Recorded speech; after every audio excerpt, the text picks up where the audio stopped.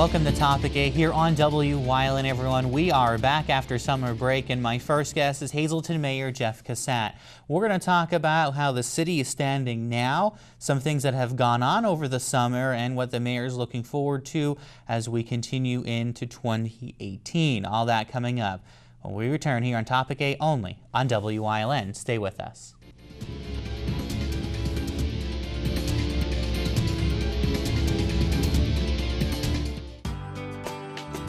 All Care Home Care, providing quality in home care since 1986. Call and see how their team of licensed physical therapists, skilled nurses, speech, and occupational therapists can provide you with exceptional service in the comfort of your own home. They also offer dietitian, home health aide, and medical social worker services. You have a choice in your health care. For safe, friendly, qualified care, call All Care Home Care today and let their team begin taking care of you and your loved ones. Join us this week on Let's Talk Chiropractic. You're going to meet a 82 years young Bill, learn about his adventures and how a wonderful positive attitude and good chiropractic care keeps him going along his journey. His story and the reason why we have the popcorn on the table are coming up this week. Join us.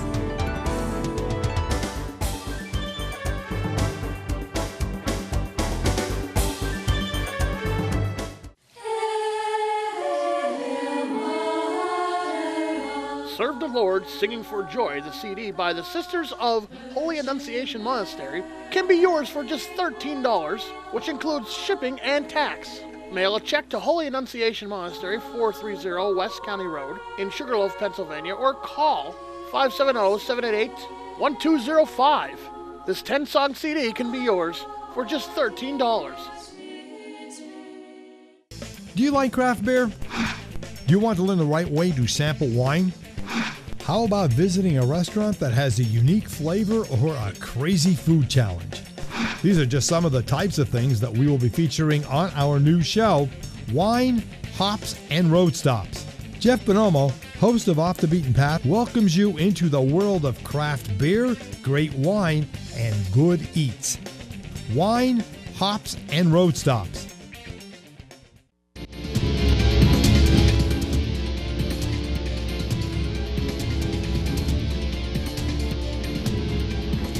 Welcome back to Topic A here on WYLN, everyone. I'm Gary Perna. I'm very pleased to have with me Hazleton Mayor Jeff Cusat, and we're going to talk about kind of where we're at right now in the city as we are almost finished with summer. It's hard to believe that we're closing out summer of 2018. But Mayor, the last time you were on, we had talked about, and we were just getting into the beginning process of Hazleton's Act 47. We have been labeled a distressed city. Pell has been in now, working closely with your administration and council to get this city to start getting them back on the right track. A lot of things have transpired really in the last 3 months when it comes to Hazleton's finances and just the way we're looking at some stuff. So give us an update on Act 47 and where we're at in the process right now and what we could be seeing coming down the road shortly. Well, the middle of June, the plan was accepted by City Council. It was approved. The next step is to start implementing it. We've had a few meetings. Every week we have a meeting with the representatives from DCD and PEL, and we go over the current finances and make sure our projections throughout the year. We are going to have to petition to the court to change the EIT taxes to generate some extra revenue. We are expecting a shortfall in the years to come, and instead of going after property tax all the time, we're looking for alternative measures to fill those gaps. I know you came out a couple of weeks ago and said there's potential that we may see a property tax increase in Hazleton just by looking at we may see a shortfall in finances. Well, you know, the 5 years prior to this year, there was no property tax increase. Last year we said once the budget was passed, I said it was going to be $850,000 short, and it was. The revenues just aren't coming in. This year, I was looking to do some stuff with, potential assets and the leasing of properties or something along that line, and council did not want to, go in that direction. So to to make up for that $1.5 million, the city required a 42% tax increase. City Council did approve a 29% tax increase. So right off the bat, we're looking at a 13%, would have accumulated the 13%. It's going to be very tight with, those needs. But this plan, is expecting a small tax increase, in the years to come. The plan puts us in a good financial situation. It does a lot of suggestions, but does not fund those. Right. So anything that they're suggesting for us to move forward, but they're not giving us the means of funding them. So, there is going to be potential of a property tax increase. Obviously, we hope that, better jobs come in, the EIT tax goes up, and then you don't have to. But, the truth is, it's everything has a cost of increase year over year, and there has to be funding. And funding for the city's budget comes from taxes, fines, and fees. So you got your EIT tax is your biggest one, and property tax, and that's where the funding comes from. I know with the process undergoing with Act 47 and a lot being done, a lot behind the scenes work with Pell, DCED, yourself, and City Council. Has working with this City Council during this process been a little easier than last year? And has it, I know Council President Bob Gavio has said numerous times here on my show and at council meetings, trying to work to find that middle ground so the city could move forward. Has that been the kind of the feel so far you're getting? It's been a lot less stressful. There hasn't been that aggressiveness towards you, animosity. So it's a lot easier to work with this council.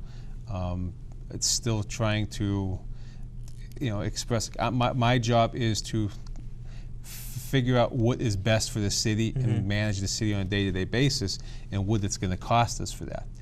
It's like I said, it's up to City Council to fund those projects or see which ones are not, relevant.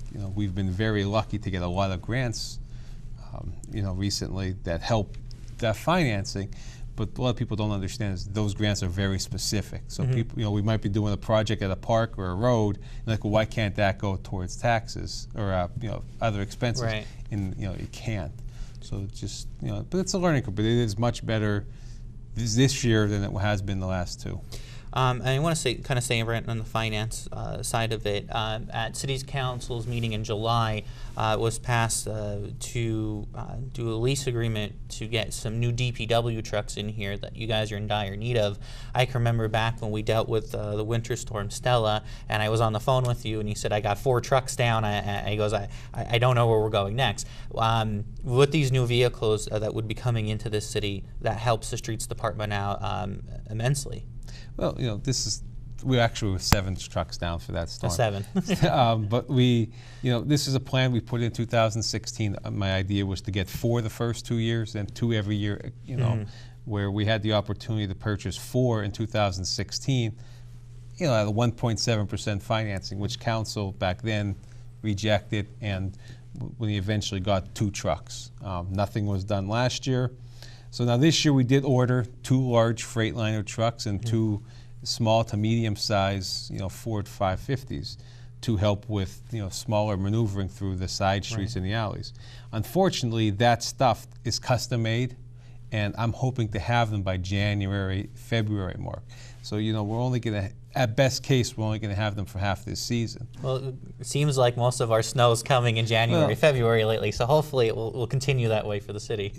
We're trying to do the best we can. We want to serve the people and do the best we can, but everything we have is aging and falling apart, and we just can't offer the services that the people deserve. And just along those lines, I want to say with the vehicles, the police department also is seeing some new vehicles as well. We see the 2 new bikes to some motor patrols with them, but also they'll be seeing some new vehicles as well. Yeah, we did purchase 2 Harley-Davidson motorcycles with the funding coming from the donations that were made by the citizens to through the Water Authority campaign. We also have 3 more SUVs coming and an undercover car coming through an LSA grant that we wrote last year. They should be arriving later this month.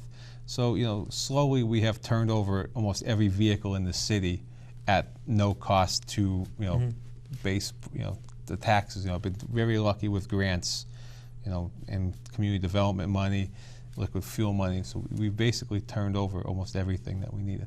And that's good, especially, I know, talking with you, Police Chief Soziali, Chief Leshko, and Frankie Vito at the DPW garage, we've seen a lot of issues with vehicles in the past, so being able to get some newer vehicles in here to keep them on the roads, to keep everybody able to go out and do their job is great.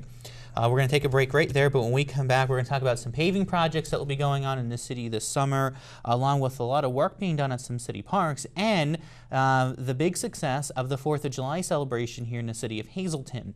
All that and more coming up on Topic A. Stay with us. We'll be right back after this.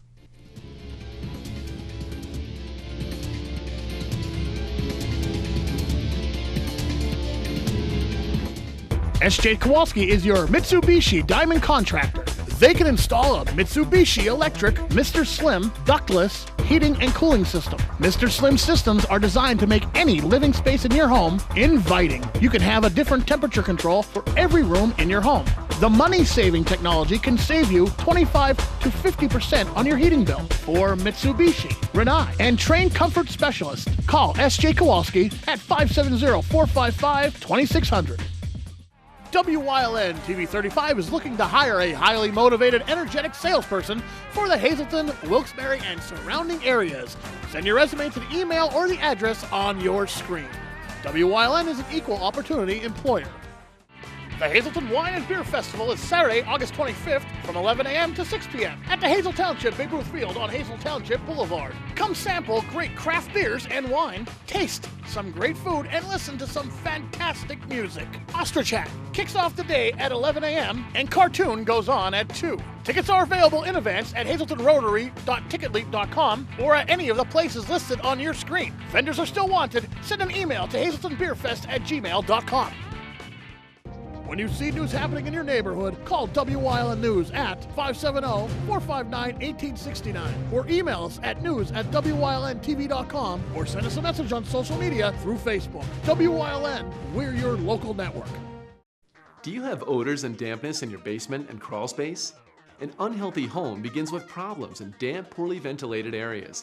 The conditions down below nurture molds, dust mites, and result in a buildup of gases and pollutants that can cause serious illnesses, like asthma, emphysema, and some cancers. The pollutants work their way up to your living quarters, infecting your entire home.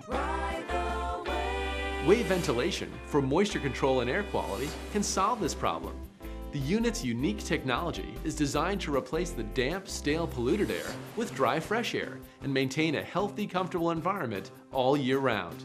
Unlike dehumidifiers, there's no buckets of water or filters, and it costs about $3 a month in electricity. Protect your home and family. Get to the source of the problem with Wave Ventilation. Call now. Make Wave Ventilation your answer to healthy living. Satisfaction guaranteed. Wave Home Solutions for a healthy, comfortable home.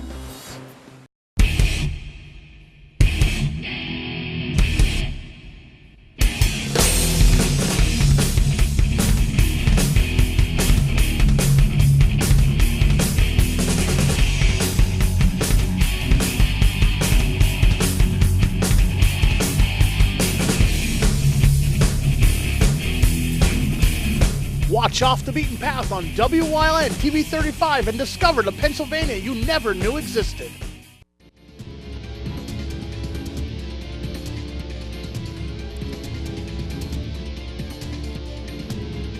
And welcome back here to Topic A on WYLN, everyone. I'm Gary Perrin. I'm very pleased to have with me Mayor Jeff Cusat. And Mayor, we talked about Act 47 and some of the other purchases that were made in the city to help out the city departments. Now, I know something everybody is talking about it and can't wait to happen, but paving projects going on in the city. Some smaller projects were done on some side streets in the city and will be continuing, but we are going to see a bigger project this year on Laurel Street take shape. So what can we be expecting on Laurel Street and when? Well, the main project for this year is going to be Laurel Street from Diamond up to 8th. Okay. We're going to have to repair some of the curb cuts and do the whole milling and paving, all the way from Diamond up to the top of 8th Street. We have been paving a lot of side streets and alleys, It's much easier to pave those because of the regulations of the handicap, ramps. If you go curb to curb, you have to replace all that. So if we could do some of this, the streets down, this overlay down the middle, it buys us some time without having the expensive cost of putting in the curbs. A lot of people don't realize that each corner costs $6,000, approximately $6,000. So each intersection's $24,000. It's probably $30,000 to pave that section. So each block is about $60,000 to pave one block. So it's slow. And the other two projects we're working at, it's probably not going to happen this year, is continuing on Wyoming and Alter Street. The two of the business districts in the area, most utilized roads. So we are looking at doing Diamond to 6th on Alter and completely Wyoming Street from Holly down to Green. Okay. That's where the downtown project left off. And I know a lot of that is coming through grants. The city has been applying for through community development and other places. Yeah, we've been very lucky with grants. Alter Street, I think we got $238,000 to start. We got $300,000 for Wyoming Street. We could use those grants as matches for other grants that we applied for, because they're both going to be well over $1 million project. But they're the two focus areas, along with continuing to patch and pothole fill throughout the city. And I know these projects, as you said, do take time. And when you're doing these, again, we're going to see Laurel Street being shut down at some parts with this project going on. And your hope is to get Laurel Street done before they go back to school? That the original plan was I wanted it done before Labor Day when the school students were back. So that's what we're shooting for. With some of the weather and engineering and stuff like that, it may be delayed a little bit. We haven't been able to do much the last week or so. With the paving and all going on, and I do want to make mention, that's a lot of work that's been happening, but there's been a lot of work going on at some of the city parks, city-owned parks, Alt Miller, and I know the City View Park. A lot of work, cosmetic work really has been done, but also some work, I know lighting has been addressed as well at some of them. Yeah, that was one of my things I really wanted to do when I got into office. I wanted to make a place for kids to play, families to get together. So it was a real focus that I wanted to have with the parks. And we have touched upon almost every park in the city. Right now we're doing a major renovation up at Alt Miller. We're going to put in two brand new basketball courts and a new tennis court. My foundation just put in 2 picnic tables. Last year we got the handicap swing put in from the Lions Club. Beach Street, we had a nice donation from Cargill last year to do the tennis courts. So we're looking to replace those 2 tennis courts. Actually, Walmart from Pottsville Distribution Center came up last weekend, and they painted and refreshed everything. So, and then I installed 2 more picnic tables down there too. West Court is almost done. The only thing we have to do left up there is to paint the lines for the basketball court. East End, the picnic table should be delivered this week, and the new rides are in. So that park is basically complete. Maybe a couple minor touches up here and there. We've been really trying to hit on everything. We're going to have a major project started on 12th Ward Playground, which is behind 15th Street. I'm going to team up with Wells Fargo and the Revitalization Fund, and we're going to put together a project for down there for later in the fall. Okay. So that's going to be the basketball court's going to be redone, picnic area, and every park we're trying to touch on, over the course of the next couple of years. I know, and in years with budget cuts and finances, always hard, and it seems like recreation is one of the first things that get cut in any budget, in any community. But being able to go in and do this and partner with some private companies, some nonprofit groups, stuff like that, to get these playgrounds up and running. And we've been really lucky. We have the Revived Church from Wilkes-Barre comes down. They're coming down again this week. They're going to do some work on Columbus Park, or on by Pagnotti Field. They're going to do some work down there. We had Lowe's last year come in and redo Arthur Street up there. So we've been really lucky with organizations from outside the area coming in and doing it. We haven't really spent much tax money on these parks. It's a lot of organizations that we've reached out to and have partnered with us to, do a lot of these things. I do want to make mention, though, when we're talking about parks quickly, there have been some vandalism being done at them after, everything's been done. We just saw it down on the East End Park. What would you say, especially people who live near the playgrounds, if they see stuff going on, what's your advice to them? I mean, it's like in any situation, fire code, police, if you see something, let us know. They're damaging your property too. This is your property. It's your tax money that has to fund these things. So if you see something, let us know. I mean, that's how a lot of our crimes are solved. A lot of our code issues are resolved. It's all everybody coming together. We all have the same issues, the same problems. We want to help each other out. And leading to why more lights have been put up at some of the playgrounds in the area, and some new efficient lights as well. Yeah, well, we are looking to switch over all the lights within the city. It was something that we started working on in 2014. Unfortunately, that past council wanted nothing really to do with the project that I had in place. That died. I got a grant. We disagreed on how the lights should be installed. And last week we did have some proposals brought forth. We have a couple presentations coming up, and I am looking to switch out all the street lights in the city also into more efficient LED lights. So that's another project I would really like to get done. All right, we're going to stop right there. When we come back, we're going to talk about the very successful 4th of July celebration. I think everybody in Hazleton was talking about what its new location up at City View Park. When we come back here on Topic A only on WYLN.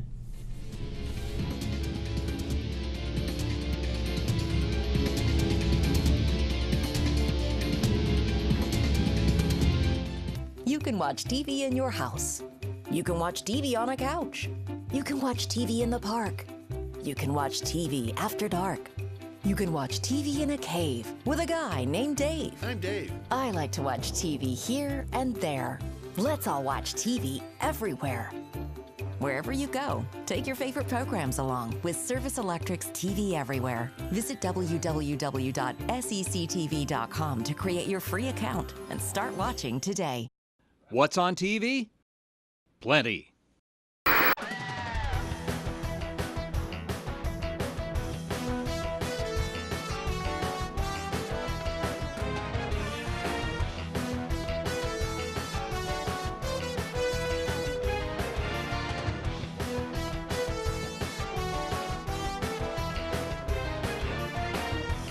WYLN TV 35, the best in local programming. For over 25 years, Whitetail Preserve Shooting Range, 118 Boulevard Road, Bloomsburg, has provided professionally designed skeet, trap, and sporting clay fields. All stations are handicap accessible, with resident NRA certified shooting instructors on site. There are packages available to fit anyone's budget, restaurant and catering on site. Our facility is also available for weddings, business meetings, bachelor and private parties. Call 570-384-2314. Tune in each week to WYLN TV 35 to watch the #1 Hazleton-based broadcasted television talk show, The Storm, hosted by Tiffany Cloud. Candidates, politicians, community leaders, and more appear on The Storm when they want to be heard. New shows air Wednesdays at 8 p.m. and these additional airtimes. Only on WYLN TV 35. We're your local network.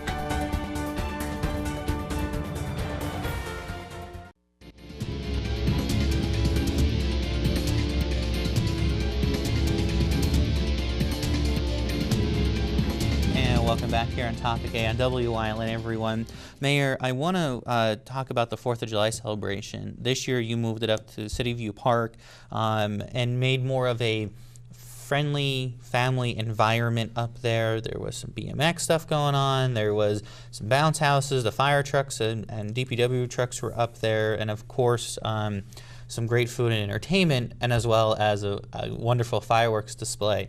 You have coined it in saying it's probably one of the best celebrations Hazleton has seen in a while. There's a lot of people I think that would agree with you. I did see a lot of comments about it, some good ones. You know, what do you have to say about this event, and you think it will return to City View Park next year? Oh, it'll definitely return to City View Park. You know, I'm always about throwing a big event. You know, I always wanted something that, you know, showed off what Hazleton had. You know, the last 2 years we did it downtown because I wanted to show off the downtown. This was my vision was always to have a home for it. So this year I felt it was time to move it up there. I don't believe anybody even knew that park exists. It's almost 20 acres of land that has so much potential.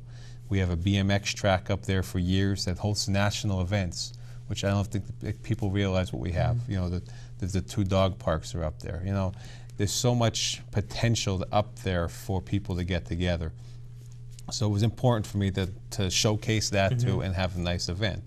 So we came up with the idea that this was the right time to move it there. And we had some wonderful vendors. You know, the BMX track had a race. The Bailey's Dog Park had an open house. We had some games for the kids. We had bounce houses. We had all kind of food. We had the Cellar Dwellers Band. We had cartoon play. You know, it was just an event that, you know, really helped. And it was a lot of work getting the park back together because it was neglected for so long. You know, my DPW did great. We had a lot of volunteers come. The Job Corps kids came up and spent the whole day, and they weed whacked and really got it to look like it was something special, and it really was, you know. And you know, we were hoping to see maybe 200 cars come up, you know, and we had the bus route going up, so it ended up where there was 96 people that took the bus up there. Wow. There was almost 600 cars. You know, we were a little overwhelmed with the parking situation, or we would have paid a little more attention to how perfectly the cars parked. But it was just a great day overall. The weather was really nice. You know, everybody came together. People loved the Touch a Truck event. You know, I mean, I can't say one thing except for the parking situation that really, you know, wasn't. And I know it was a spectacular fireworks display over Hazleton that I think just about everyone in the area was able to see. I know I had people telling me they were able to see part of it in McAdoo, over where I live. So it was something to see. I always wanted to shoot fireworks off the top of the mountain. It was a project to get the okays from the owners. But when we did shoot some test ones off, I did have people in McAdoo videotaping Freeland, up by the mall. One of the beautiful spots to watch them for was the Hazleton Airport. So you were able to see them from everywhere, and it was something I just really wanted to do. And I think it was a success. You know, talking to people, I haven't heard one complaint about the actual event itself. I heard that the Poplar Street was packed, the 424 was packed. The Heritage Plaza, you know, Quality Beverage, Helping Hands. So I'm just glad everybody came together. You know, had to be 1,000 people up there at the park itself. You know, not one incident. You know, I was a little worried when I saw the crowds come. There was not one incident. It was just so nice to see all the kids running around and playing together, and it was really nice. All right, Mayor. Well, and hopefully we'll build on that for next year's 4th of July celebration in Hazleton. We are coming to the close here, but I do want to say that we are getting close to preparing the 2019 budget, and you and the new city administrator, Dan Lynch, will be up here in the months to come, in about September, to roll out the budget and talk about what we're looking at for the next year. Yeah, we have been working on it. You know, there is 2 contract negotiations that have been in place, so we're working on them. You know, we have the new PEL things we have to get into the budget. So I mean, we've been working on the budget since probably the week he came to work for me. So it's nice that we got a good jump on it, and hopefully we can work things out and get that out as early as possible. All right. Well, that's what's going on in the city. A lot more to come, and the mayor and the city administrator will be back in the near future to talk about the 2019 budget for Hazleton. Thanks for joining us here on Topic, everyone. We'll see you next time here and only here on WYLN.